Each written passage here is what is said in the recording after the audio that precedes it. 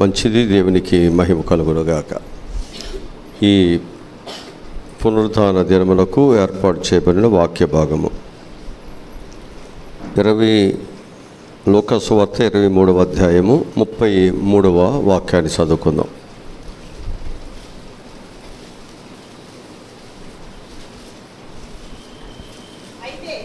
వారు కపాల అనబడిన స్థలమునకు వచ్చినప్పుడు అక్కడ కుడివైపున ఒకరిని ఎడమవైపున ఒకరిని ఆ నేరస్తులను ఆయనతో కూడా సిలువ వేసిరి.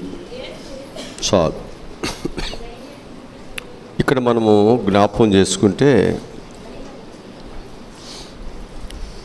యేసుక్రీస్తు వారినంట ఒక కపాల అనబడినటువంటి స్థలములో ప్రభుని ఏం చేశారంట? సిలువ వేసిరి అని రాయబడింది. ఎక్కడ వేశారు?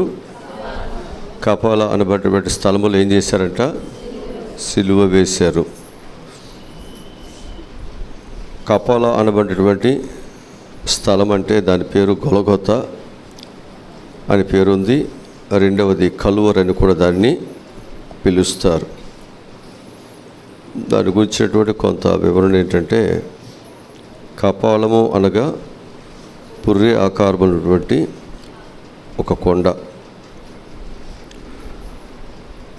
ఇది ఒక భయంకరమైనటువంటి ప్రదేశము. ఈ కొండ 30 అడుగుల ఎత్తు. ఎవరినైనా గజ దొంగలకు, నేరస్తులకు, క్రూరమైనటువంటి బందిపోటు దొంగలకు ఒక భయంకరమైనటువంటి శిక్ష విధించే స్థలం అది. కపాల అనబడినటువంటి స్థలముకు ఉన్నటువంటి 7 ప్రత్యేకతలను మనం ఈరోజు జ్ఞాపకం చేసుకుందాం. ఒకటి, యేసు ప్రభువు వారు సిలువలో పలికిన 7 మాటలు. లూకా సువార్త 23వ అధ్యాయము 34వ వాక్యములో యేసు వీరేమి చేస్తున్నారో వీరెరుగురు గనుక వీరిని క్షమించమని చెప్పాను. చాలు. ఇక్కడ మనం జ్ఞాపకం చేసుకున్నట్లయితే మన ప్రభు అయినటువంటి యేసుక్రీస్తు వారు సిలువలో పలికినటువంటి అద్భుతమైన మాటలు ఇవి. తండ్రి, వీరేమి చేస్తున్నారో వీరు వెరుగురు కనుక వీరిని ఏం చేయాలి? క్షమించాలి. అంటే ప్రభు ఆ చివరి దినములలో లేక ఆ చివరి క్షణములలో మానవాళికి ఆ గొల్గొతా కొండను లేకపోతే కపాల అనబడినటువంటి ఒక స్థలాన్ని ఒక గొప్ప సువార్తగా,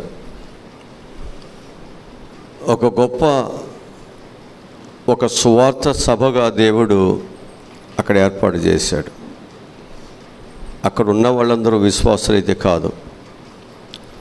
ఆ స్థలములో ఇసుకేస్తే రాలినటువంటి గొప్ప కోకుల్లో ఉన్నటువంటి జనమైతే యేసు ప్రభు యొక్క మరణాన్ని చూస్తున్నవారు, ఆయన హింసించేవారు, ఆయన కొట్టేవారు, ఆయన దూషించేవారు అనేక మంది ఉన్నారు అక్కడ. కొద్దిమంది ఆయన ప్రేమించేవారు ఉన్నారు. అలాంటి ఒక భయంకరమైనటువంటి స్థలములో యేసు ప్రభు వారు 7 మాటలు అక్కడ పలకటం మానవుని యొక్క జీవితానికి గొప్ప ఆలోచన, గొప్ప జ్ఞానాన్ని అక్కడ కలుగు చేస్తూ వస్తుంది. ఇక్కడ మనం జ్ఞాపకం చేసుకుంటే చివరిలో యేసుప్రభు వారు ఆ సప్త పలుకులు లేక అమూల్యమైనటువంటి ఆ మాటలు యేసుప్రభు వారు ఉచ్చరించుటను బట్టే లేక అక్కడ పలుకుట బట్టే ఆయన యొక్క ప్రేమ ఏంటో, మానవాళి పట్ల ఆయనకున్నటువంటి ఆలోచన ఏంటో అక్కడ అర్థమవుతుంది. ఎందుకనంటే కొన్ని శ్రమలు, కొన్ని బాధలు మనకు కలుగుతూ ఉన్నప్పుడు ఆ శ్రమలలో మనం ఏంటో రుజువు చేయబడుతుంది. ఒక కోపిష్ట అన్నప్పుడు ఆ కష్టములో తన కోపం ఏంటో బయటికి వస్తుంది. ఒక కష్టము అనేటువంటి మన జీవితంలో కలిగినప్పుడు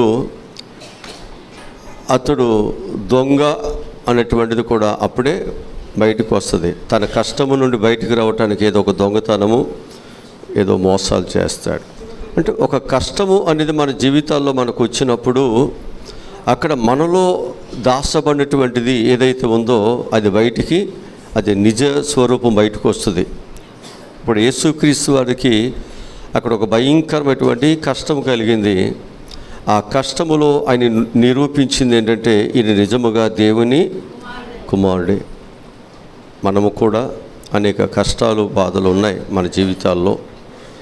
వీటన్నిటిలో కూడా మనం నిరూపించుకోవాల్సింది మన సాక్ష్యం ఏమిటంటే మనం నిజంగా దేవుని పిల్లలమే. ఆ స్థలము ఒకవేళ అనేకుల యొక్క ప్రాణాలను బలిగొన్నటువంటి స్థలం కావచ్చు. అక్కడ ఉన్నటువంటి వ్యక్తులు ఒక దుర్మార్గపు క్రూరత్వం కలిగినటువంటి స్వభావం కలిగిన వ్యక్తులు కావచ్చు.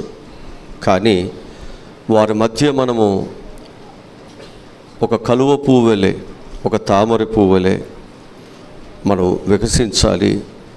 మన వెలుగును అక్కడ మనము వెదజల్లాలి. అది మన ప్రభు అయిన యేసుక్రీస్తులో మనకు కనిపిస్తుంది. అది మన ప్రభు అయిన యేసుక్రీస్తులో అది మనకు కనిపిస్తుంటుంది. అందుకే అక్కడ మనం చదువుకున్నటువంటి వాక్య భాగాలు మనం చూస్తే, యేసు తండ్రి వీరేమి చేస్తున్నారో వీరు ఎరుగురు కనుక వీరిని, యేసు ఎవరో వారికి తెలిస్తే వారు యేసు పాదాల దగ్గర చేరి మేము తప్పు చేసేవాడిని క్షమాపణ కోరుకునేవారు. ఈ శిక్ష మాకు తగిందే కానీ నీకు తగినటువంటిది కాదని పశ్చాత్తాపడేవాళ్ళు. కానీ యేసు ప్రభు ఎవరో వారికి అర్థం కాలేదు. అందుకే వారిని ఏం చేస్తున్నారు అంటే కొడుతున్నారు, తిడుతున్నారు, దూషిస్తున్నారు. వాస్తవంగా యేసు ప్రభు వారు సముద్రాన్ని పాయలు చేసినవాడు, తుఫాన్లను ఆపినవాడు, చనిపోయినటువంటి వ్యక్తులను బ్రతికించినటువంటి వాడు. అక్కడ ఆ దుష్టుల యొక్క చేతుల నుండి ఆయన తప్పించుకోలేడా అంటే ఆయన తప్పించుకోగలడు. మరి ఎందుకు అక్కడ ఆయన ఆ విధమైనటువంటి శిక్ష లేకపోతే అక్కడ వధ ఎందుకు అక్కడ జరగవలసి వచ్చింది అంటే మానవాళి యొక్క రక్షణ కొరకు, మానవాళిని పాపశాపముల నుండి విడిపించాలి. ఆ పాపమునకు ఆయన ఒక్కరే వెల చెల్లించాలి. ఆయన ఆ వెలను చెల్లించకపోతే ఆ పాపమునకు విముక్తి దొరికేటువంటిది కాదు. అందుకు తండ్రి యొక్క చిత్తమును ఆయన నెరవేర్చడానికి అక్కడ ఆయన నిలబడవలసి వచ్చింది. అంతే తప్ప ఆయన చేతగానివాడో లేక ఆ 3 మేకులు పీక్కోలేనివాడో కానే కాదు. ఆయన అనేక సార్లు ఆయన బలం ఏమిటో, ఆయన శక్తి ఏమిటో, ఆయన ఎలాంటి అద్భుతాలను చేయగలడో అని నిరూపించుకున్నటువంటి, పరిశోధించబడినటువంటి అమూల్యమైన రాయి మన ప్రభు అయిన యేసుక్రీస్తు వారు. వాళ్ళ ప్రపంచమంతా యేసుక్రీస్తు వారిని పరిశోధించి తెలుసుకుని ఇప్పుడు ఆయన బిడ్డలుగా, ఆయన కుమారులుగా అనేక మంది మార్చబడుతున్నారు. వాళ్ళందరూ క్రైస్తవులేం కాదు, మనతో సహా మనందరూ కూడా హిందువులమే. వారేమి అబ్రహాం సంతతి ఏమీ కాదు.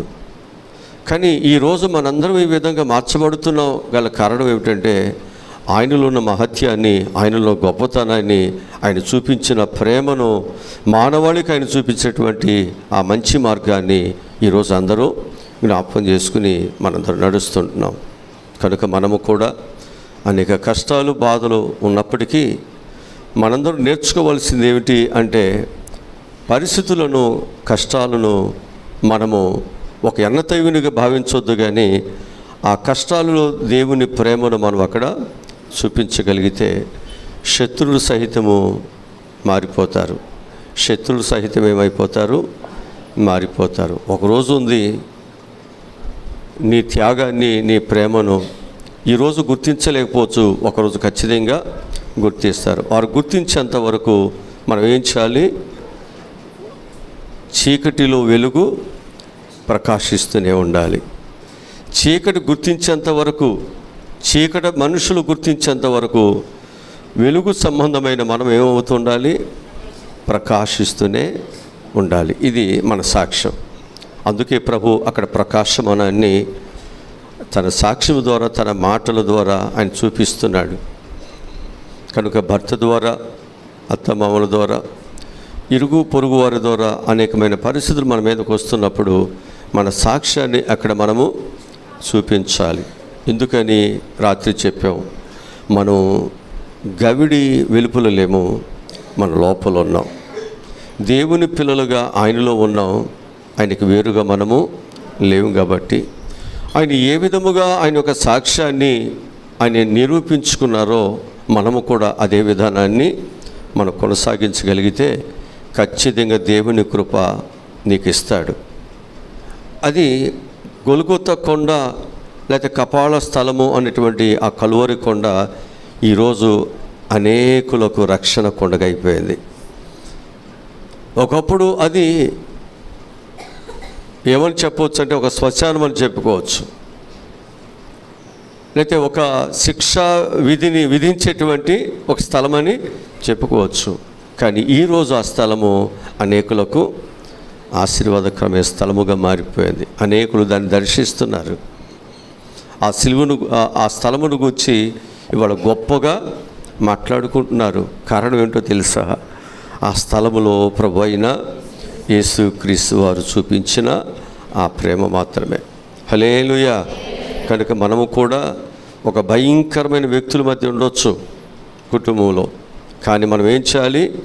అక్కడ మనము మన సాక్ష్యాన్ని నిలుపుకున్నప్పుడు చూసేవారు అంటారు, ఆమె కాబట్టే ఆ కుటుంబాన్ని లాక్కురాగలిగింది, ఆమె కాబట్టే ఆ కుటుంబంలో ఉండగలిగింది, ఆమె కాబట్టే ఆ సంసారానికి చక్కని విలువలను తీసుకొచ్చింది అని చెప్పగలుగుతారు.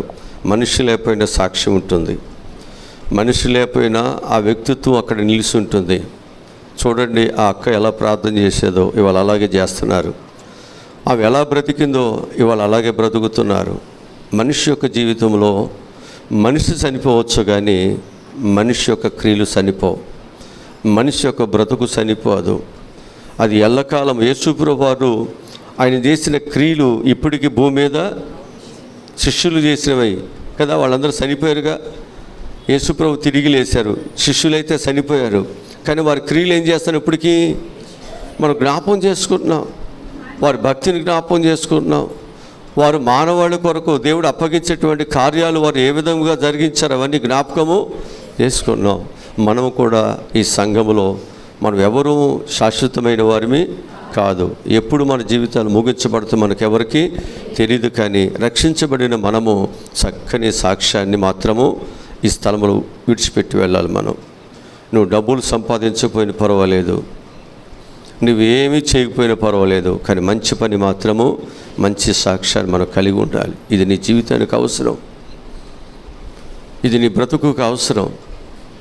ఎన్ని డబ్బులు సంపాదించావో, అది మోసంతో సంపాదించావో, వేరేగా సంపాదించావో, అది ఎవరు, కానీ నువ్వెంత మంచిని నీ సమాజంలో ఒక మంచి సాక్ష్యాన్ని సంపాదించు, అది ఎప్పుడు స్థిరంగానే అది ఉంచబడుతుంది అని చెప్పి మీకు జ్ఞాపకం చేస్తున్నాను. కనుక కపాల అనబడినటువంటి స్థలములో 7 ప్రత్యేకతలో మొదటిది ఏంటన్నమాట, యేసుప్రభు వారు సిలువలో పలికిన 7 మాటలే ప్రత్యేకతగా మొదటిగా కనిపిస్తుంటుంది. ఇక రెండవదిగా మనం చూసినట్లయితే యేసుప్రభు వారికి ఆ సిలువ వేయబడుతున్నప్పుడు ఇటుపక్క కుడిపక్క ఒకరు, ఎడం పక్కన ఒకరు, 2 గజ దొంగలు ఉన్నారు. ఆ గజ దొంగల్లో ఒకరేమయ్యాడు? దేవుని దూషించాడు ఒకడు కదా, నీవు రక్షించుకుని మమ్మల్ని రక్షించవచ్చుగా అని చెప్పేసి అన్నాడు. మరొక దొంగ అయితే ఈ శిక్ష లేతే ఈ మరణము ఇది మనకు న్యాయమే, ఇది నీకైతే ఇది నీకు న్యాయమైనది కాదు అని చెప్పటం జరిగింది. కనుక ఆ సిలువలో ఉన్నటువంటి ఆ దొంగ ప్రభు యొక్క సాక్ష్యాన్ని చూశాడు, ఆయన మాటలు చూశాడు, ఆయన యొక్క ప్రవర్తిస్తున్నటువంటి ఆ ప్రవక్తను చూస్తూ ఉన్నాడు. మనకేంటంటే ఎవరైనా ఒక మాట మనలను మాట్లాడితే మనం 4-5 మాటలు, అవసరమైతే 100 మాటలైనా అనటానికి మనం ఇష్టపడుతున్నాం.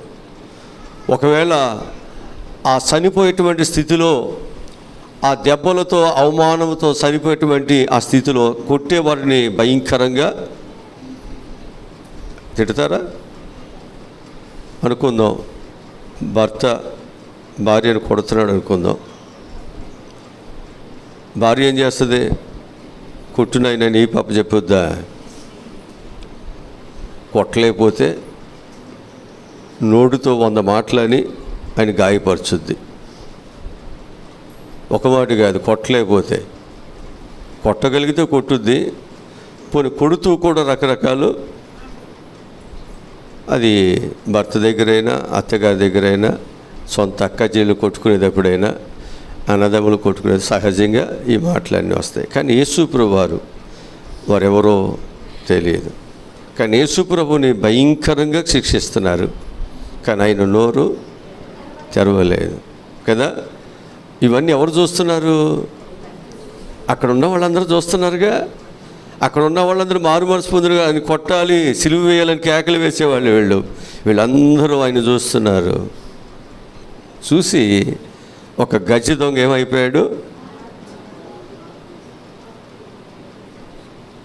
నీ రాజ్యములో, అయ్యా నీ రాజ్యానికి వెళతావు కదా, అక్కడ నన్ను కూడా ఒకసారి ఆ మాట, ఆ మార్పు కలిగినటువంటి ఆలోచన, ఆ క్రూరత్వం పోయి, భయంకరత్వం పోయి, ప్రభుతో ఉండాలనేటువంటి మంచి మనసు ఏదైతే ఉందో, ఆ మంచి మనసు ఎవరిని బట్టి వచ్చింది? దేవుని యొక్క సాక్ష్యాన్ని బట్టి, మాటలు బట్టి, ఆయన ప్రవక్తను బట్టి. మనము కూడా మన ప్రవక్తను బట్టి మన కుటుంబాన్ని మార్చుకోవాలి. అదే సాక్ష్యం, అదే మన యొక్క విశ్వాసత.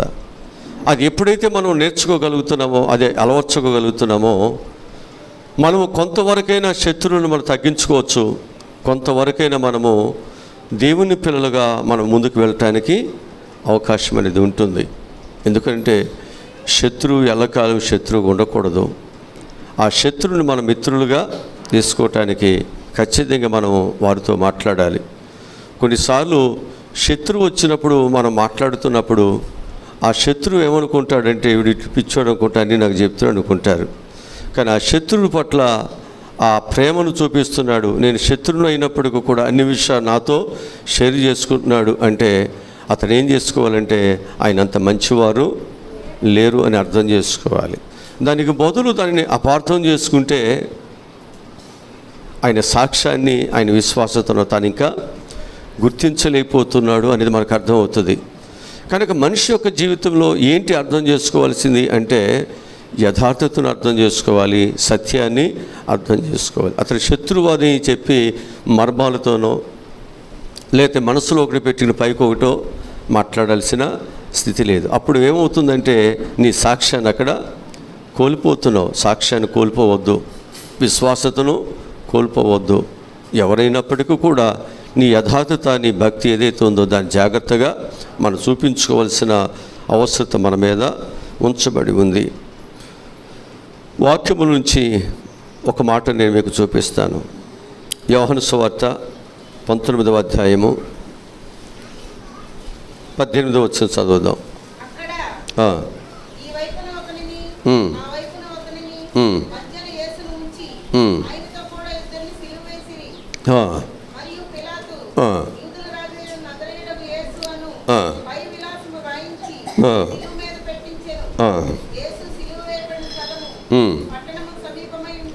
చాలు. ఇక్కడ మనం జ్ఞాపకం చేసుకుంటే యేసు ప్రభుకి అటుపక్క ఒకరు, ఇటువైపు ఒకరు ఉన్నారు. ఇప్పుడు వాళ్ళిద్దరిలో ఒకరేమయ్యారు? రక్షించబడ్డారు కదా. కనుక ఈరోజు ఈ స్థలముకున్నటువంటి ప్రత్యేకత ఏంటి అనేది మనం చూస్తే, ఒకటి, అక్కడ సువార్త అందించబడింది 7 మాటల ద్వారా. రెండవది, ఆ సువార్త విన్నటువంటి వారిలో గజ దొంగ ఏమయ్యాడు? రక్షించబడ్డాడు. ఆ సువార్త ఒక రక్షణకు వేదికగా మార్చివేయబడింది. ఒక క్రూరత్వం కలిగిన ఒక వ్యక్తి యొక్క జీవితం కూడా రక్షణకు స్థలముగా మార్చివేయబడుతుంది మన సాక్ష్యాలు బట్టి. ఇక మూడవదిగా మనం చూసినట్లయితే యేసు ప్రభు వారు తన గొప్ప ప్రేమను ఆ స్థలములో చూపిస్తున్నాడు. యేసు ప్రభు వారు తన యొక్క గొప్ప ప్రేమను ఎక్కడ చూపిస్తున్నాడు? ఆ సిలువలో చూపిస్తున్నాడు. అక్కడ కఠినమైన వారి దగ్గర ప్రేమ చూపిస్తే వాళ్ళకి ఏమర్థం అవుద్ది? అంతేనా? సువార్త తిరిగినటువంటి వారికి సువార్త చెబుతుంటే వారికి ఏమర్థం అవుద్ది అని చెప్పి ప్రభు యొక్క సువార్తను వాళ్ళకి చెప్పకుండా మానలేదు. వాళ్ళ కొరకు ప్రార్థన చేయకుండా మానలేదు. తండ్రి తనకు అప్పగించిన బాధ్యతలు అక్కడ నెరవేర్చకుండా ఆయన మానలేదు. వారు చూసినా చూడకపోయినా, వారు ఇష్టపడకపోయినా, వారికి అర్థమైనా అర్థం కాకపోయినా, వారు ప్రేమించినా ప్రేమించకపోయినా, తండ్రి నన్ను ప్రేమించాడు, నా మీద నమ్మకం ఉంచి ఈ ప్రజలందరి యొక్క రక్షణ భారము నా మీద వేశారు. ఈరోజు కాపని రేపైనా నా సాక్ష్యాన్ని, నా ప్రేమను, నా మంచిని వారు చూస్తారు, గుర్తిస్తారని చెప్పి ఆ కఠినమైన మనుషుల మధ్య దేవుడు ఏం చూపిస్తున్నాడు? తన గొప్ప ప్రేమను అక్కడ చూపిస్తున్నాడు. ఈరోజు ఒకవేళ భర్త అర్థం చేసుకోకపోవచ్చు, భార్య అర్థం చేసుకోలేకపోవచ్చు, అత్తమామలు అర్థం చేసుకోలేకపోవచ్చు, పిల్లలు అర్థం చేసుకోలేకపోవచ్చు, లేకపోతే సంఘము దైవజన్ యొక్క ప్రేమను అర్థం చేసుకోలేకపోవచ్చు. కానీ మనం ఏం చేయాలి? ప్రేమను పంచుతూనే, అంతేనా? ఇప్పుడు తప్పిపోయినటువంటి కుమారుడికి తండ్రి ప్రేమ పంచుతూనే ఉన్నాడు, కానీ తనకు అర్థము కాల. ఒకరోజు అర్థమైంది, ఆ ప్రేమకు నేను పాత్రుడిని కాదయ్యా అని పశ్చాత్తాపడ్డాడు. ఒకరోజు వస్తుంది, నేను అర్థం చేసుకుని తప్పును సరిదిద్దుకుని ఏడ్చే రోజు వస్తుంది కదా, వస్తుందా? కనుక మనం ఏం చేయాలి? మన ప్రేమను చూపించాల్సిందే. ఇదే మనకు ప్రభువు నేర్పించేటువంటి గొప్ప ప్రేమ అని చెప్పి మీకు జ్ఞాపకం చేస్తున్నాను. లోక సువార్త 23వ అధ్యాయము 34వ వచనంలో ఏమంటున్నాడంటే, యేసు, తండ్రి వీరు ఏమి చేస్తున్నారో వీరు వెరుగురు కనుక వీరిని క్షమించమని చెప్పాడంట. ఆ వస్త్రాలు లాగేవారు, కొట్టేవారు, తిట్టేవారు, మూసేవాళ్ళు, నువ్వు దేవుడు అయితే రక్షించుకోవచ్చుగా, ఎంతోమందిని బాగు చేశానంటున్నావు, ఎన్నో అద్భుతాలు చేశానంటున్నావు, ఈ 3 మేకులు లాక్కుని మమ్మల్ని బ్రతికించలేవా? చేస్తున్నా అక్కడ హేళన. కానీ వాళ్ళకి ఏం చూపిస్తున్నాడు దేవుడు? ఆ ప్రేమనే చూపిస్తున్నాడు. ఈ ప్రేమే మన జీవితాల్లో ఒకవేళ మనము ఆ కపాళం అనే స్థలములో ఒకవేళ లేకపోవచ్చేమో, ఆ స్థలంలో మనం లేకపోతే, కానీ మన ఇల్లు అనేది అలాగే ఉందేమో, మన చుట్టుపక్కల మనుషులు కూడా అలాగే ఉన్నారేమో. కానీ అక్కడ మనం ఏం చూపించాలి? ప్రేమనే మనము చూపిస్తేనే పరిష్కారాలు ఏర్పడతాయి. అదే మన జీవితాల్లో మనం నేర్చుకోవాల్సింది. మన యొక్క దేశానికి స్వతంత్రత వచ్చేటప్పుడు పెద్ద ఆయన గాంధీ గారు, మహాత్మా గాంధీ గారు తనినటువంటి వారి యొక్క కారును పట్టుకొని, నీకేమైనా, అప్పటికి తన ముఖం పగిలి బ్లడ్ బయటకు వస్తున్నా ఆయన పట్ల ప్రేమ చూపించాడు. ఆ ప్రేమ ఎక్కడి నుండి వచ్చింది అంటే అది ప్రభు అయిన యేసుక్రీస్తులో నుండే. ఆ యేసుక్రీస్తు చూపించిన ఆ ప్రేమను ఒక మార్గముగా ఎంచుకున్నాడు, దేశానికి స్వతంత్రతను తేగలిగాడు. మనం కూడా ఆ ప్రేమను ఎంచుకోగలిగితే ఖచ్చితంగా బంధకాలు, సమస్యలు అన్నీ పోతాయి. ఒక సమస్య పోవాలంటే మనం ఒక అడుగు తగ్గి మన స్థాయి తగ్గించుకొని మనం నిలబడటం తప్పేమీ లేదు. నేను పట్టిన దానికి 3 అన్నట్టుగా మనం ఉంటే సమస్య ఎప్పటికీ అలాగే పోరాటం జరుగుతుంది. అలా అవసరం లేదు. మనం చేయాల్సింది ఏంటంటే పట్టు విడుపు అనేది మనకు కావాలి. దానినే మనం మన మందిరములో దాన్ని కొనసాగిస్తూ ఈ సమస్యలన్నీ పరిష్కరించుకుంటున్నాం. అదే కారణం పట్టు విడుపు ఉండాలి ప్రతిదానికి. ఆ పట్టు విడుపు ఉన్నప్పుడే ఒక సమస్య అనేటువంటి పరిష్కారం అనేది దొరుకుతుంది. పట్టు విడుపు అనేది ఎప్పుడైతే ఉండదో పోరాటం వస్తుంది, పెస్టేజ్ వస్తుంది, నేనెందుకు ఈ పనిని చేయలేని పౌరుషాలు వస్తాయి. కనుక ఇది పరిష్కార మార్గం కాదు. మన జీవితాలలో మనం ఏం చేయాలని పరిష్కరించుకోవాలనుకున్నప్పుడు ఎదుటి వ్యక్తి ఎలాంటి వాడైనా ఒక క్రూరుడైనప్పటికీ మనం తగ్గించి ఒక అడుగు మనం ముందుకు వెళ్ళగలిగితే దేవుడు తప్పకుండా సహాయమును మనకు చూపిస్తాడు. యేసుప్రభువు వారు గొప్పవాడైన భూమికి ఆకాశమునకు గొప్ప సృష్టికర్త. అక్కడ హేళన నిలబడుతున్నాయి, ఎగతాళి నిలబడుతుంది, అవమానాలు నిలబడుతున్నాయి, ఆయన్ని చాలా భయంకరంగా మాట్లాడుతున్నారు. అయినా ప్రభు ఏమంటున్నాడు, వీరేం చేస్తున్నారో వీరెరుగు కనుక ఏం చేయాలి, వారిని క్షమించండి. హల్లెలూయా, హల్లెలూయా. మనం కూడా చక్కని దేవుని ప్రేమ చూపించాలి. ఎఫెసీయులకు రాసిన పత్రిక 2వ అధ్యాయము 4-5 వచనాలు చదువుదాం. 4 అయినను కరుణ సంపన్నుడై ఉండి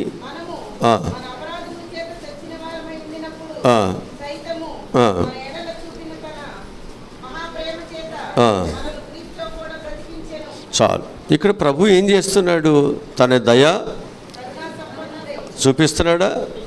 మనము కూడా అదే చూపించాలి. దాన్ని ఏమన్నాడంటే ఆయన యొక్క కరుణ, ఆయన దానిలో సంపన్నుడు. మనం డబ్బుల్లో సంపన్నుడుగా ఉండాలి, అంతేనా? అన్నిటిలో సంపన్నంగా ఉండాలి. కానీ ఆయన ఎందులో సంపన్నుడుగా ఉన్నాడు? అది. ఇప్పుడు ఆ ధనమును మనకి ఇవ్వాలంటే క్రీస్తు యేసు యొక్క ఐశ్వర్యంలో మన అవసరత తీర్చాలంటే ఆ ధనం మనకి ఇవ్వాలనుకుంటున్నాం. మన ధనం అంటే మనం అనుకుంటున్నాం డబ్బులు కట్టలు అనుకుంటున్నాం. ఆ డబ్బులు కట్టల ద్వారా మనం ఏమనుకుంటున్నాం, రోగాలు బాగు చేసుకోవచ్చు, ఇల్లు కట్టుకోవచ్చు, పేదరికలేని పోవచ్చు అనుకుంటున్నాం. ఆ ధనం ఏంటి అంటే కరుణ, అంటే మనుషుని ఎడల ప్రేమ చూపించే విషయంలో ఆయన సంపన్నుడు. ఆయన ఉన్నతమైన వాడు, ఆయనతో సమానమైన వారి భూలోకములు ఎవరునూ లేరు. ఆ ప్రేమ అనేటువంటిది ఆయనలో నుంచే జనించింది. కనుక మనము కూడా ఆ ప్రేమ కలిగి మనం ఉన్నట్లయితే ఎన్నో సమస్యలను, ఎన్నో శత్రుత్వాన్ని మనం పరిష్కరించుకోవచ్చు. అర్థం చేసుకుంటారు, అర్థం చేసుకోకపోవచ్చు. అయినా మన ప్రేమను మనం ఏం చేయాలి, మనం చూపిస్తున్నది. కొన్ని ప్రేమలు యథార్థంగా ఉంటాయి, కొన్ని ప్రేమలు అవసరతను బట్టి ఉంటాయి, కొన్ని ప్రేమలు వారి యొక్క జీవితాల్లో వారు కొద్ది కాలం మాత్రమే ప్రేమిస్తారు. అంటే శాశ్వత కాలం వారిలో ఆ ప్రేమ వారికి ఉండదు. కొంతమంది ప్రేమలు ఉన్న స్థితిని బట్టి ప్రేమిస్తారు. కొంతమంది ప్రేమలు అతడు ఉపయోగపడతాడు అనుకుంటే చాలా ప్రేమను చూపిస్తారు, అతడు పనికిరాడు అంటే దోచేస్తారు. కానీ క్రీస్తు ప్రేమ నీ ఎత్తును చూడలేదు, నీ డబ్బును చూడలేదు, నీ స్థితిగతులు చూడలేదు, నీవేమిస్తామని ఆయన ఏమి ఆశించలేదు. కానీ ఆయన సర్వస్వాన్ని నీ కొరకు దారిపోయటమే ఆయనలో ఉన్న ప్రేమ. పెంటు కుప్పల్లో దరిద్రుడుగా ఎందుకు పనికి రాకుండా ఉన్నవాడిని పెట్టుబడి పెట్టి పనికొచ్చే పాత్రగా ఆయన చేయాలనుకున్నాడే, ఆ మనసే ఆయన ప్రేమ. ఆ ప్రేమే ఈరోజు నిన్ను నన్ను నిలబెట్టింది మనిషిగా, ఆయన సాక్షిగా. ఆయన కొరకు నడవటానికి, ఆయన కొరకు సహించటానికి, ఆయన కొరకు త్యాగాలు కూడా చేయటానికి నిలబెట్టింది. ఆ ప్రేమే లేకపోతే మనం ఈరోజు ఒక భయంకరమైన కోపం, ఉద్రేకాలు, సమస్యలు, పోట్లాట్లు ఉండాల్సి వస్తుంది. క్రైస్తవ్యంలో ఉన్నటువంటి ఈ మంచి ప్రేమ ప్రపంచం అంతటికి వెళితే, ప్రపంచం అంతా కూడా ప్రేమ కలిగి ఉంటే సమస్యలు, యుద్ధాలు, తగలబెట్టుకోవటం, కొట్టుకోవటం, నరుక్కోవటం ఇవన్నీ ఉండవు. అందుకే ఈ ప్రేమ అందరికీ జనించాలి, అందరికీ వెళ్ళాలి. ఇది వెళ్ళింది, ఎంతోమందికి వెళ్తుంది.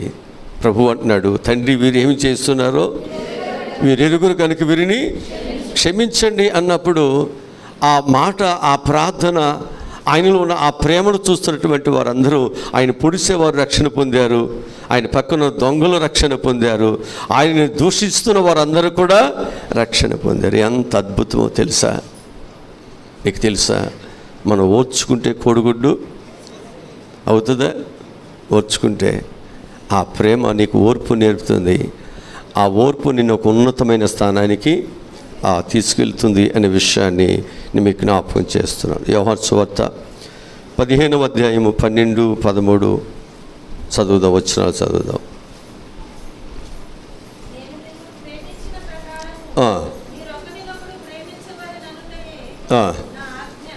కదా ఇక్కడ దేవుని మాటలేంటి?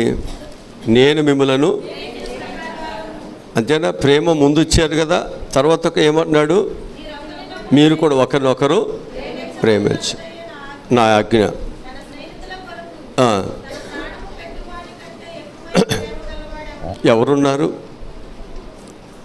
ఎవరుంటారు కదా? కనుక మనకు నిజమైన ప్రేమ ఎవరిది అంటే మన ప్రభు అయిన యేసుక్రీస్తు. ఈరోజు ఆ ప్రేమ మరి మనము కూడా పొందుకొని, ఎవరి దగ్గర నుంచి? ప్రభు దగ్గర నుంచి పొందుకున్నాం. ఎందుకని? మనందరం ప్రభు పిల్లలకు మారాం కాబట్టి. ఇప్పుడు ఆయనలో ఉన్న ధననీతులు, ఆయనలో ఉన్నటువంటి ఉన్నతమైన గుణాలు, ఉన్నతమైన ఆశీర్వాదాలు ఏమిటి అంటే, ఆ ఉన్నతమైన ఆశీర్వాదాలు ఏమిటి అంటే ఆయనలో ఉన్న ప్రేమ. ప్రేమ అన్నిటినీ సహిస్తుందని, అన్నిటినీ ఓర్చుకుంటుందని, అది అమర్యాదగా, డంబముగా, అంతే కదా? ఆ ప్రేమ ఎవరిలో ఉండాలి? ఇప్పుడు మనలో ఉండాలి. ఎందుకనంటే ఆ ప్రేమ మనకు ప్రభు పంచింది. ఎందుకంటే మనము కూడా అలాగూ ఉన్నట్లయితే, మనము కూడా ఒకవేళ మనుషులు నేను కొట్టాను, తిట్టాను, నా క్రూరత్వాన్ని అన్ని నేను తీర్చుకున్నాను అనుకోవచ్చు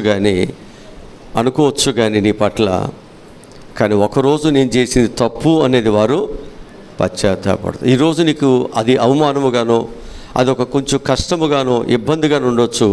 రేపు నువ్వు దేవుడివి అయిపోతావు.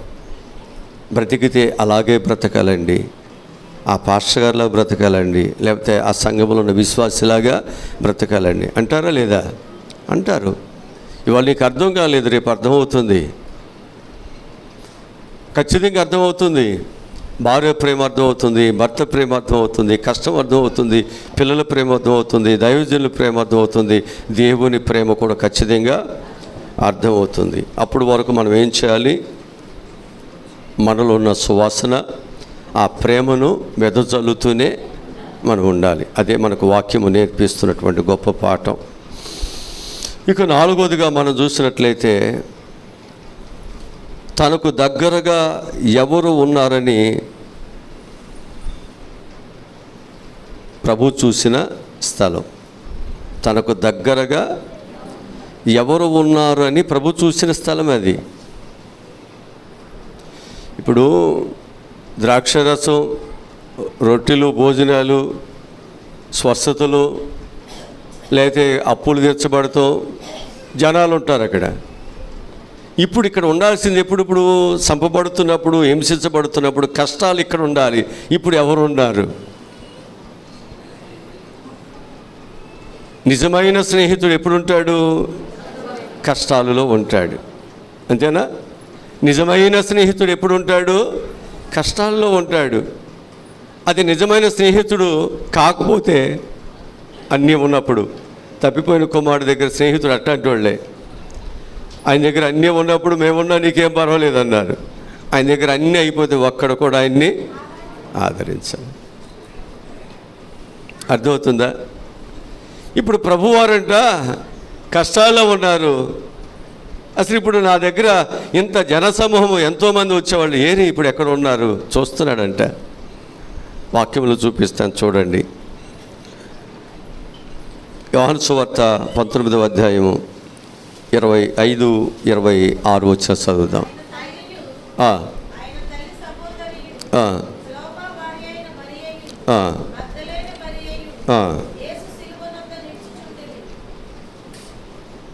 ఏమండి? ఎంతమంది ఉన్నారు? ఆయన తల్లి, సహోదరి, క్లోపా భార్య అయిన మరియయ్యు, మగ్దలేని మరియయ్యు, అంతే కదా, యేసు ప్రభు యొక్క చిన్న స్నేహితుడు, చిన్న శిష్యుడు.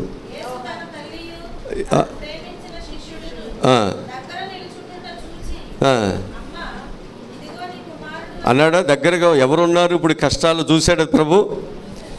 చూశాడా? కష్టాల్లో నా భర్త ఉన్నాడా, నా పిల్లలు ఉన్నారా? చూస్తాం లేదా? నాకు బాధ వచ్చింది, నాకు మంచిళ్ళు ఎవరు ఇస్తున్నారు? నాకు కష్టం వచ్చింది, నాకు ఎవరైనా కొంచెం భోజనం పెట్టేవాళ్ళు ఎవరున్నారు? చూస్తారా లేదా? ఖచ్చితంగా చూస్తారు. ఈ అనుభవాలు మన జీవితాల్లో ఉన్నాయి. ఎవరు చూడకపోయినా, పలకరించకపోయినా, దగ్గరికి రాకపోయినా, నేనేమి చేశానో అప్పుడు దాకా చెప్పం. కానీ మన మనసుకు బాధ వచ్చినప్పుడు వాళ్ళకి నేను ఎంత చేస్తే ఈరోజు నన్ను పట్టించుకోలేదు, బాధ వస్తుందా? ఖచ్చితంగా వస్తుంది. ప్రభు చూస్తున్నాడు అక్కడ ఉన్న వాళ్ళందరినీ. అంతమంది ఉన్నా ప్రేమించేవారు ఎవరున్నారో కూడా గుర్తించగలం. ఎంతమంది వచ్చినా దగ్గరగా ఎవరున్నారు చూడగలం. ఆ స్థలము ఒక భయంకరమైనది కావచ్చు, కానీ ఆ స్థలంలో కూడా నన్ను నిన్ను ప్రేమించేవారు ఉంటారు, ఖచ్చితంగా ఉంటారు. కుటుంబంలో అందరూ శత్రువులే ఉండరు, సంఘములు అందరూ శత్రువులు ఉండరు, మనం చేస్తున్న ఉద్యోగాలు అందరూ మన శత్రువులు ఉండరు, మనం నివాసం చేస్తున్న లేక ప్రాంతంలో అందరూ శత్రువులే, ప్రేమించేవాళ్ళు కూడా ఉంటారు. అవసరమైతే ప్రాణాలు పెట్టేవాళ్ళు ఉంటారు, వాళ్ళు మన బంధువులు కాకపోయినప్పటికి కూడా. ఒకవేళ బంధువులనే వాళ్ళు దూరంగా ఉండవచ్చేమో, కానీ నిన్ను ప్రేమించేవారు నీ కొరకు అక్కడ నిలబడతారు. అనిపిస్తుంది, నాకు సంఘం ఉంది, మా ఆరోగ్యము, మా బలము సమస్తాన్ని దారబోస్తున్నాం, మా కష్టాల్లో, మా బాధల్లో, మా మరణాల్లో మా కుటుంబాలకి మా సంఘాలు ఉన్నాయి, మా పిల్లలు ఉన్నారు, మాకు తప్పకుండా సహాయమును చేస్తారు. బ్రతికున్నప్పుడు చూస్తాం, చనిపోయినప్పుడు ఎంతమంది వచ్చారు ఏంటో తెలియదు, కానీ చనిపోయినోడికి ఏం తెలుస్తుంది? అంతేనా?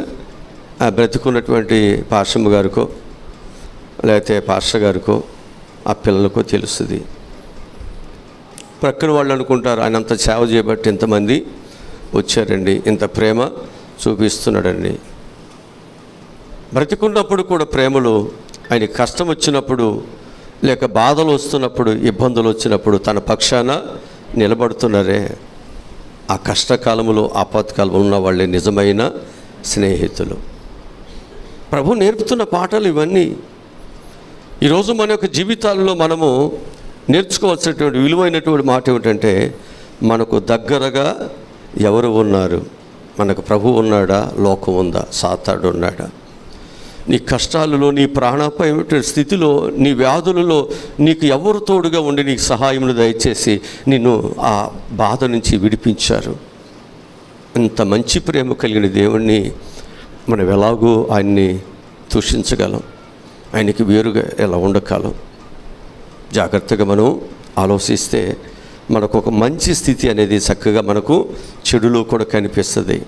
ఒక భయంకరమైన స్థితిలో కూడా మనకు అక్కడ ఒక మంచిది, మనకు అక్కడ కలువరి సిలువలు కనిపిస్తున్నాయి లేవా? ఇవన్నీ ఖచ్చితంగా కనిపిస్తున్నాయి. హల్లెలూయా, హల్లెలూయా. మన ప్రియ మిషనరీలు కూడా ఆనాడు ఉన్న మన పరిస్థితులు చూశారు.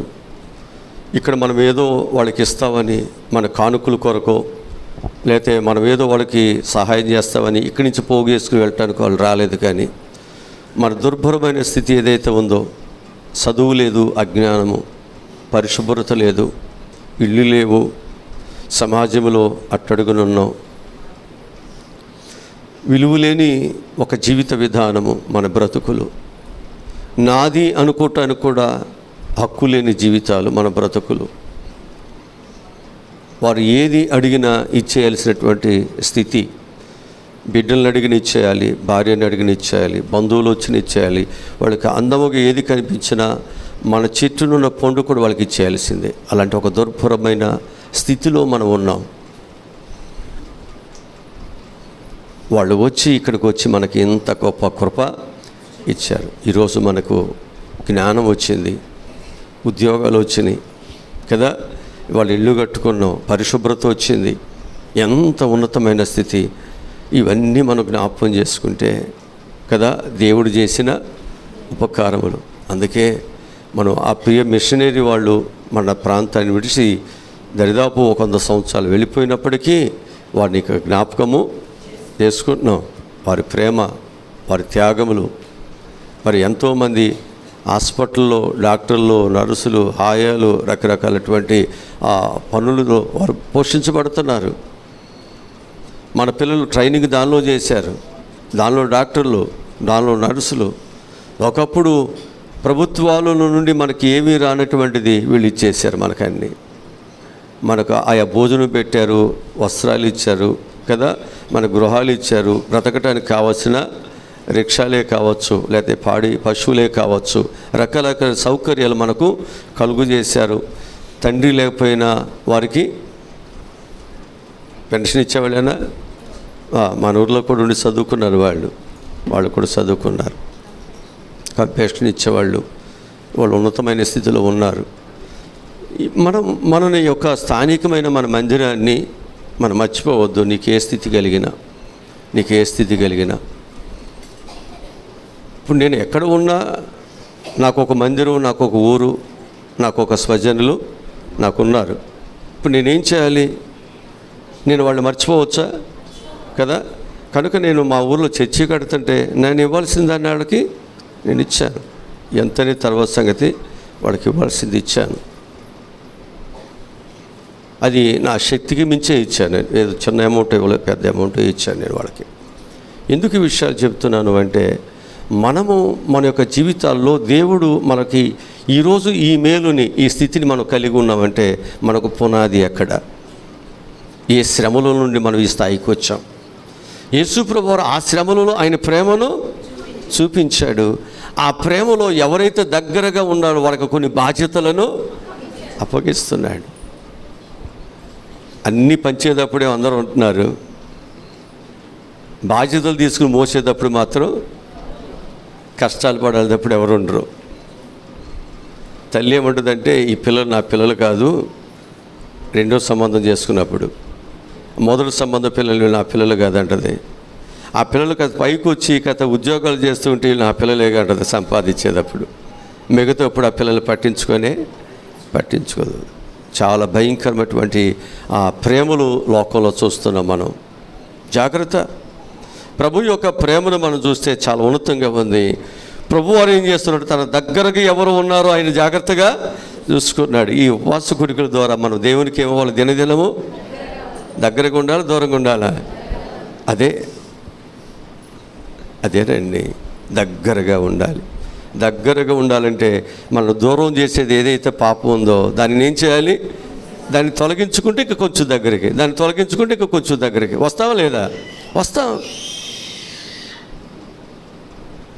నీ జీవితంలో నీకున్నటువంటి ప్రతి ద్వేషమును మనం ఏం చేయాలి? సిలువలో దానిని తీసివేసుకోవాలి. సిలువ ప్రేమలో దానిని తీసేసుకోవాలి. అది మనకు వాక్యం నేర్పిస్తున్న మంచి మాట. ఇక ఐదవదిగా మనం చూసినట్లయితే ప్రతి ఒక్క జీవితము కూడా ఎలా ఉండాలి? ఒక మంచి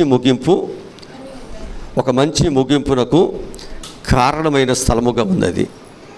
ఆ స్థలం ఎలా ఉందంటే ఒక మంచి ముగింపుకు కారణమైన స్థలముగా ఉంది. మనం ఉన్నటువంటి మందిరం కావచ్చు, మన గృహం కావచ్చు, మన జీవితాలు ఎలా ఉండాలి? మంచి ముగింపుకి కారణముగా ఉండాలి. అప్పుడే మన ముగింపుకు విలువ వస్తుంది, మన ముగింపుకు గౌరవం వస్తుంది.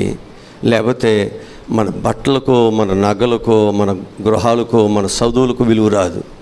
చాలామంది జీవితాలు అనుకుంటారు, నేను చదువుకున్నాను, నేను మంచి డ్రెస్ వేసుకున్నాను, నా కార్లు ఉన్నాయి, నాకు అన్ని ఆస్తులు ఉన్నాయి, నన్ను గౌరవించాలి. అది వేరు, ఆ గౌరవం వేరు. మంచి జీవితాన్ని కలిగి ముగిస్తున్నాడే, ఆ గౌరవం వేరు. వీడు కనీసం కడుపు కాలిపోతూ కూడా ఒక్కడిది కొంచెం కూడా ఆశించడండి. ఆడంత మంచివాడు, యథార్థపడు. మరొకడు వాడు ఏమైనా అయిపోతాడు, కానీ ఎవ్వరికి ఏది అపాయము చేయడండి. మంచి సాక్ష్యం, మంచి ముగింపు కావాలి. అపోస్తలుడైన పౌలు అంటాడు, నా విశ్వాసం నేను కాపాడుకున్నాను, నా పరుగు నేను. కష్టాలున్నాయి, బాధలున్నాయి, విశ్వాసము కాపాడుకోవాలి. కష్టాలు చూసి, బాధలు చూసి ఒకవేళ మనము కూడా దానిని పాడు చేసుకుంటే యోబుకి అంత ఆశీర్వాదం వచ్చేదా? కాదు, వచ్చేది కాదు. మన జీవితాలలో మన ముగింపు జీవితం చాలా ప్రాముఖ్యమైంది. ఆ పేదలాజరు తన ముగింపు ఎంత బాగుందో, అందుకు దేవుడు ఏం చేశాడు? ఆయన రొమ్మున ఆయనని హత్తుకునేటట్లుగా దగ్గర చేసుకున్నాడు. నీ జీవితంలో దేవునికి దగ్గరగా ఉండాలి. దగ్గరగా ఉండాలంటే ఎన్ని కష్టాలైన, బాధలైనా భరించి దేవుని బిడ్డగా ముగించాలి. దేవుని యొక్క రక్షణ అనుభూతిలోనే మన జీవితాలు ముగించాలి. ఆ విధానాన్ని విడిచిపెట్టి కానీ నీ స్వార్థము కొరకు, నీ బ్రతుకు కొరకు, నీ సంపాదన కొరకు, ఒకవేళ నీ యొక్క ఇచ్చల కొరకు ఒకరు మారినట్లయితే దేవుని ఆశీర్వాదాలు నీకు రావు. ఆ ముగింపు మంచి ముగింపు కానే కాదు. యేసుప్రభువు వారు ఎలాంటి ముగింపు వాక్యములు చూపిస్తాను. యోహాను సువార్త 19వ అధ్యాయము 30 వచనం చదువుదాం. చెరకు పుచ్చుకొని ఏమైందంట? ముగింపు బాగానుందా? సమాప్తమైందంటే ఇచ్చిన పనంతా ఇప్పుడు మనం కూడా ఏం చేయాలి? ప్రభు యొక్క బిడ్డలుగా రూపాంతరం చెందటానికి మనం తీసివేసుకోవాల్సిన, లేకపోతే మనకులో ఉన్న లోకం ఏదైతే ఉందో దాన్ని పూర్తిగా తీసివేస్తేనే సమాప్తం అవుతుంది. అది తీసివేయబడాలంటే మనం ఏం చేయాలి? మనలో చేదైన వేరేది ఉందో అది తెలియాలిగా. ఉపవాస కొడుకులు అదే నేను చెప్పేది. అసలు నీకేంటి, నీలో ఏముంది? మనం తీసివేసుకోవాలంటే నీకు అర్థమవ్వాలిగా. నీకు తెలియకపోతే ఏం చేస్తావు? అన్నిటినీ జాగ్రత్త. ప్రభు యొక్క పిల్లలుగా మనం ఏం చేయాలంటే, మనం దేనినైతే మనము చేయాలనుకుని కార్యరూపము దాల్చామో దాని అంతము వరకు కూడా మనం ఏం చేయాలి? పనిని వెనుతిరగవద్దు. కష్టాలు, బాధలు వచ్చిన ఏం చేయొద్దు? వెనుతిరగవద్దు, కక్కుర్తి పడవద్దు. నువ్వు దేవుని బిడ్డగా నీ జీవితాన్ని ముగించాలి తప్ప నీ బ్రతుకు తెరువు కొరకు ఇక్కడొక రూపం, అక్కడొక రూపం, అక్కడొక విధంగా, ఇక్కడొక విధంగా నీ జీవితాన్ని అలాగూ ఏం చేయొద్దు? ఊసర వెలువలే మారొద్దు. జాగ్రత్తగా ఉండండి. ఎందుకనంటే ఆయన నిన్ను చూస్తున్నాడు కదా. మంచిగా చేస్తున్నావా లేదా? మంచిగా చేయాలంటే అన్నీ మంచిగా ఉంటేనా? ఇలాంటి భర్త ఏంటి, ఇలాంటి పిల్లలేంటి, ఇలాంటి ఆర్థిక పరిస్థితులు ఏంటి, ఈ ఆరోగ్యాలేంటి, ఈ బాధలేంటి?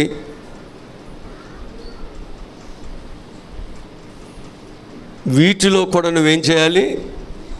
మంచిని నువ్వు అక్కడ చేయాలి. అన్ని బాగు చేయాలి. నువ్వు బాగు చేయడానికి నీకు సామర్థ్యత, జ్ఞానం దేవుడు ఇచ్చాడు. ఆ సామర్థ్యతను బట్టి, ఆ బలం బట్టి దేవుని కొరకు వాడబడాలి. అందుకే పౌలు అంటాడు, నీవు నన్ను బలపరుస్తున్నావు, నేను ఇవన్నీ చేస్తున్నాను కదా. మనకు బలము దేవుడిస్తే మనం ఏం చేయాలి? మనం చేయాలి. ఇది మన బాధ్యత. మనం చెయ్యం, దాచుకుంటాం. అంటే అందరూ కాదు, కొద్దిమంది. మనం చేయలేము, మనం చేయటానికి ముందుకు రాలేము. కానీ చేయాలన్నట్లుగా మాత్రం చెప్తాం మాటలు, కానీ అసలు విషయాలకు వచ్చేసరికి మనము చేయలేకపోతున్నాం. జాగ్రత్త. దేవుడు అన్నిటినీ కూడా దాటుకుంటూ తండ్రి తనకు అప్పగించిన దాన్ని ఆయన ఏం చేశాడు? ముగించాడా లేదా? శతాధిపతి దేవుని మహిమపరిచేటువంటి స్థలం అది. ఆరవది ఏంటంటే శతాధిపతి దేవుని మహిమపరిచిన స్థలము. లోకాసు వార్త 23వ అధ్యాయము 47వ వాక్యం చదవండి. 23:47. శతాధిపతి జరిగిన చూసి ఈ మనుషుడు నిజముగా నీతిమంతుడి ఉండినని చెప్పి దేవునిని చూసారా? శతాధిపతి చూసాడు ఇప్పుడు ఖచ్చితంగా. అంటే ఆ స్థలము దేవుణ్ణి మహిమపరిచిన స్థలముగా మనకు కనిపిస్తుంటుంది. కనుక మనము కూడా అనేక కష్టాలు, క్రూరత్వాలు, భయంకర స్థితి కలిగినటువంటి స్థలంలో ఉన్న అక్కడ ఎవరిని మహిమపరచాలి? దేవుడిని మనము మహిమపరుస్తాం. అలాంటి కృప దేవుడు మనందరికి కూడా అనుగ్రహించునుగాక. ఆమేన్. తల ఉంచండి, ప్రార్థన చేసుకుందాం. మా ప్రభువా, రక్షకుడా, ఈరోజు చెప్పబడిన మంచి మాటలకై నీకు వందనాలయ్యా. బిడ్డలందరూ ప్రభువా ఆ సిలువ మరణాన్ని చూసి బాధపడుతున్నాం. అలాంటి కష్టాలు ఎవరికి రాకూడదు అనుకుంటున్నావు, కానీ ఆ సిలువలో ప్రభు చూపిన ప్రేమ, ఆ కష్టాలు లేకపోతే ఆయన నుంచి ఆ ప్రేమ ఎవరు చూసేవాళ్ళు, ఎవరు అర్థం చేసుకునేవాళ్ళు? ఇవాళ ప్రపంచమంతా కూడా ఆ ప్రేమను బట్టే కదా కట్టబడేది, ఆ ప్రేమను బట్టే కదా దేవుని దగ్గరికి వచ్చేది.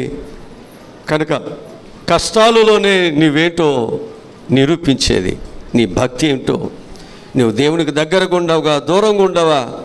నువ్వు మాట వినేవాడువా, మాట విననివాడువా? లోబడేవాడువా, లోబడనివాడువా? సహించేవాడువా, సహించలేనివాడువా? ఇవన్నీ కూడా అర్థమయ్యేది ఒక్క మాట నేను అన్నప్పుడు. నీలో ఉన్న నిజస్వభావం బయటకు వస్తుంది. క్రూరత్వం, విధేయత కలిగిన వాళ్ళు ఏ మాటకైనా దేనికైనా విధేయత చూపిస్తూనే ఉంటారు. ఈరోజు ప్రభు చెప్పిన ప్రతి మాట బిడ్డల యొక్క జీవితాలకు నేను ఒక ఆశీర్వాదముగా, ఒక నాందిగా అనేక హృదయాలలో ప్రభు దేవుని వాక్యం బలముగా ఉన్నట్లు సహాయములను దయచేయమని యేసు నామములో ఈ మరోలి ప్రార్థనలు అడిగి పొందుకుని ఉన్నాము తండ్రి. ఆమేన్.